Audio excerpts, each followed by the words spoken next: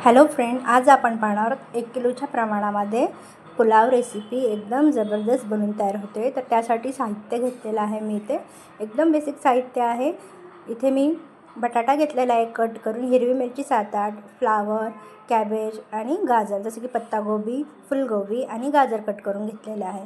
पण इथे वाटाणे भिजत घालताना मी घरचे वाटाणे आहेत, हे फ्रेश मटारचं सीझन नाही त्यामुळे इथे मी भिजत घातलेले वाटाणा घेतलेला आहे।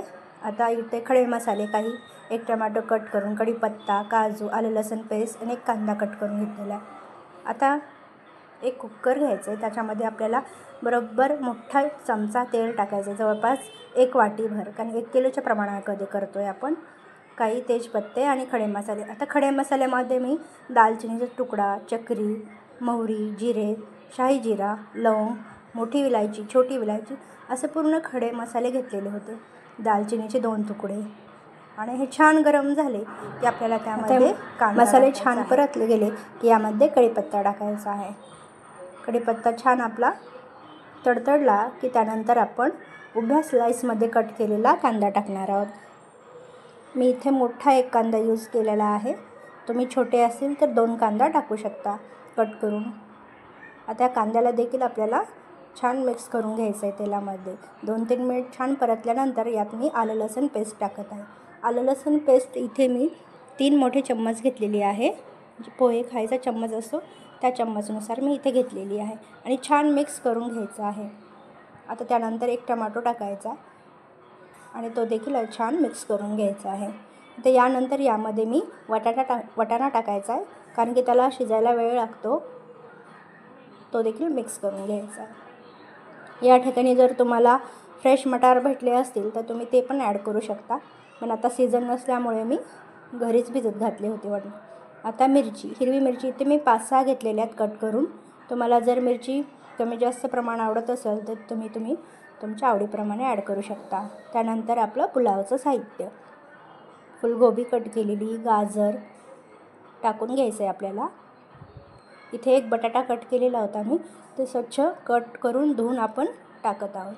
पत्तागोबी अशी छान काप करून टाकलेले आहे मी। हे मिश्रण सगळं फ्लावर 1 वाटी, बटाटा 1 वाटी कट करून इतक्या प्रमाणामध्ये घेतलेलं, 1-1 वाटी सगळं प्रमाण आहे हे। आता हे छान मिक्स करून घेऊयात, 2-3 मिनिट छान याला तेलामध्ये परतून घेऊयात। जर तुम्हाला आणखीन यामध्ये शिमला मिरची वगैरे आवडीचे पदार्थ ॲड करायचे असतील तर तुम्ही तेही करू शकता, पण बेसिक पुलावचं जे साहित्य आहे तेच मी इथे ॲड केलेलं आहे। आता इथे मी बासमती राईस घेतलेला आहे 1 किलो। 1 किलो म्हणजे 4 वाटी हे तांदूळ आहेत, ते स्वच्छ धुवून घेतलेले आहेत मी। आणि इथे मोठा 1 चमचा मीठ टाकायचं आहे आणि एकदा मिक्स करून घ्यायचं आहे छान। मिठाचं प्रमाण कमी जास्त तुम्ही तुमच्या आवडीप्रमाणे करू शकता, कारण पाणी टाकल्यानंतर भाताला थोडं मीठ जास्त लागतं आणि थोडं चिमूटभर मीठ आपण यात जास्त टाकणार आहोत। आता मिक्स केल्यानंतर यामध्ये मी मसाला टाकत आहे, यामध्ये मी बिर्याणी मसाला टाकलेला आहे, छान चव येते याने, आणि ते देखील आपल्याला छान मिक्स करून घ्यायचं आहे। बरं, पुलावमध्ये जर तुम्ही कांदा लसूण मसाला किंवा दुसरा कुठला मसाला टाकला ना, त्याचा रंग पुलावचा थोडा चेंज होतो, त्यामुळे इथे शक्यतो बिर्याणी मसाला टाका किंवा मग गोडा मसाला टाका, हे 2च छान लागतात त्या पुलावमध्ये, किंवा पुलावचा रंग देखील त्याने छान राहतो। आता त्यानंतर मी इथे काजूचे काही तुकडे टाकलेले आहेत आणि त्यानंतर आपण भिजत ठेवलेला तांदूळ घालत आहोत।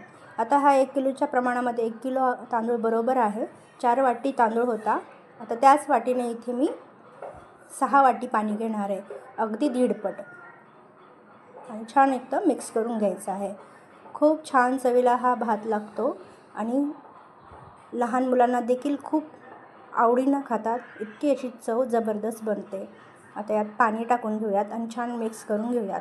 आता ह्या स्टेजला तुम्ही मीठ एकदा टेस्ट करून घ्या आणि तुम्ही तुमच्या आवडीनुसार त्यामध्ये ॲड करू शकता। आता ते बरोबर मी ते 6 वाटी आता इथे मी कुकरचं झाकण लावून घेणार आहे आणि आपल्याला बरोबर 2 शिट्ट्या घ्यायच्या आहेत आणि 2 शिट्टीनंतर कुकर थंड होऊ द्यायचं आहे आणि त्यानंतर ओपन करायचं आहे। इथे कुकर छान थंड झालेलं होतं, म्हणजे गरमच होतं पण पूर्ण वाफ गेलेली होती इथे। आता आपला पुलाव दाखवते, एकदम सुटसुटीत मोकळा बनून तयार आहे, अगदी 2 शिट्टीमध्येच हा पुलाव बनून तयार होतं। हे पहा, अगदी मोकळा, एकदम टेस्टी जबरदस्त बनून झालेला आहे। आता हा पुलाव मी पिकनिकसाठी तयार केलेला होता मुलांच्या, तर मी इथे हा डब्यामध्ये भरून घेणार आहे आणि असंच डब्बा आम्ही पिकनिकसाठी नेणार आहोत.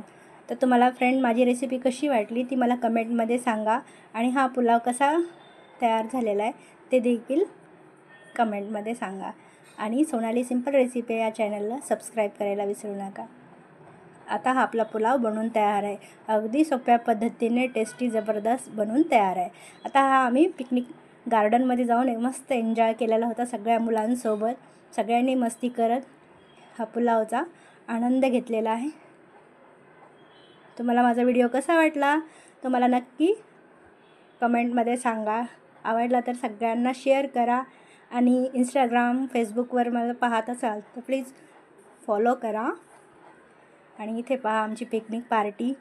चला तर भेटूया नेक्स्ट व्हिडिओमध्ये.